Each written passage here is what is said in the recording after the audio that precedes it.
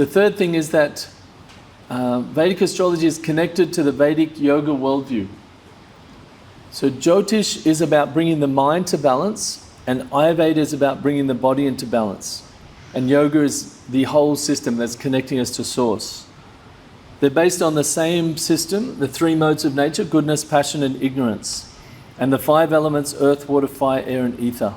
Now, it's important to consider that the Vedic sciences deal with the interaction of consciousness with matter.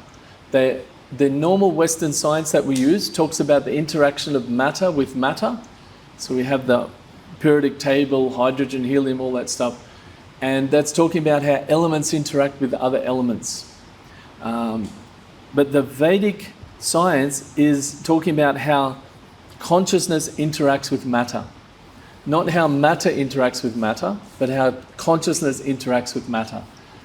There's a philosopher called David Chalmers who coined this term, the hard problem of consciousness. So even among neuroscientists, they can pretty easily understand how the brain perceives color, how it has short-term, long-term memory, how the brain is awake and asleep in different states and things. But how consciousness is created, how neurons, which are essentially just switches, how the millions and millions of them create something that's aware of itself, aware of its surroundings. They can't explain that. There's no real thing. So that's why they call it the hard problem of consciousness in neuroscience. It cannot be, there's no model to say how the consciousness is actually created. Just like this computer is doing so many things, it can do so many things that I can't do. But ultimately, no one would say the computer is having an experience. Right? There's no experience going on inside the computer. Right? So in a similar way, the Vedic science is talking about how consciousness interacts with matter. This is all matter interacting with other matter. If we don't put something in, nothing happens. But consciousness interacting with matter, how is that? So it's important to understand, because if we think that through earth, water, fire, air, ether, that seems pretty basic. I can't make an aeroplane or make an iPhone or something out of that. Yeah, you can't, and that's okay, because that's not what it's meant to do. It's not meant to control matter, how matter interacts with other matter. It's not meant for that. It's meant to understand how consciousness, the actual person experiencing this world, is affecting the world and how the world's affecting the person. That's what the science is based on. So let's have a look at the three modes of nature. The three modes of nature are goodness, passion, and ignorance. Sattva, rajas, or tamas. So goodness is clear consciousness. It's where the consciousness or the experiencer is just perceiving the world, not trying to affect it, not trying to run away from it, just neutrally, just being neutral, experiencing the world. That's sattva. Rajas is desire consciousness, wanting to create, wanting to go out in the world, affect something, change something. This is passion, rajas. And ignorance is where the consciousness wants to pull back, away. This naturally happens at night, of course, when we sleep. We're pulling away from the normal day to process it. When things are too much and people take intoxication or just zone out, that's also pulling away. That's ignorance, tamas. Now, we might also act in sattva. Sattva doesn't just mean inaction also. But when somebody acts in sattva, they're acting just out of a duty, just because it should be done. Why did you help that person? Oh, they just needed help. I felt like they needed some help, so I helped them. They're not trying to achieve, when we're not trying to achieve something, we're just doing it because it should be done. That's sattva, right?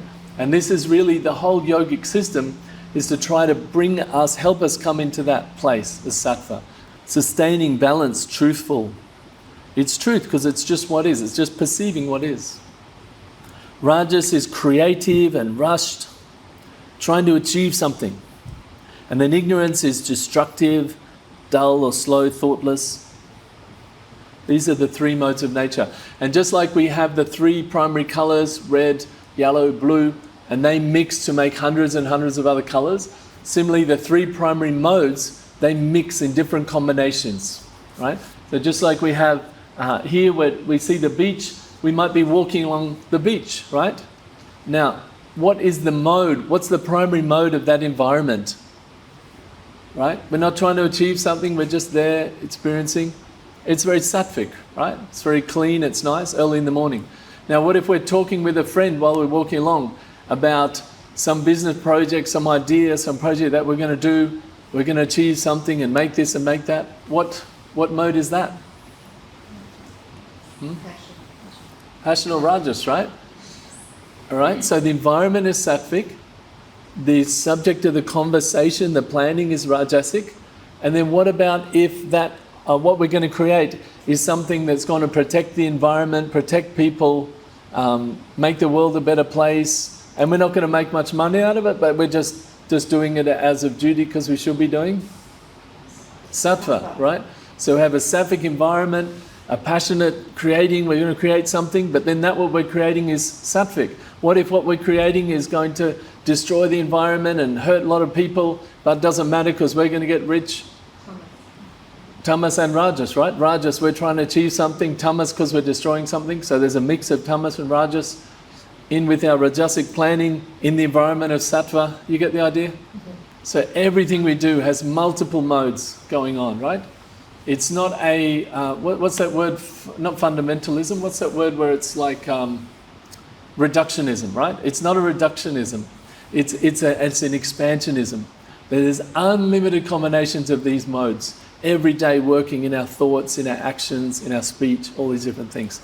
If you want to know more about this, has everyone heard of Bhagavad Gita, a book? You've heard about it? That's like one of the primary books of the Vedics, of the yoga tradition. The 14th chapter of that book is called The Three Modes of Nature. And this is described in much, much more detail. Things we eat, how we speak, how we do all these kind of things in three modes, and then what the results are. So it's a fascinating study if you want to get further into it. All right, let's look at the 5 elements. In the same way that the 3 modes are how we go out into the world, the 5 elements are how the world affects us. What is the effect on consciousness of matter, of the material world? How does it affect us? 5 primary ways: earth, water, fire, air, and ether. So earth is supporting, giving shape, delineating space, distinguishing. Okay? We need earth to make pots, to hold water, to hold our houses, to delineate the space and support and protect. That's earth. Then the next one is water, jala, moistening, rejuvenating, softening, bringing abundance. This is jala.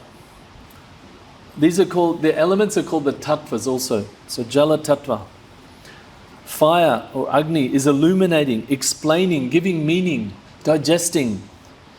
This is fire. And then air or vayu is movement, the strength of movement, moving things outside, moving things within our body.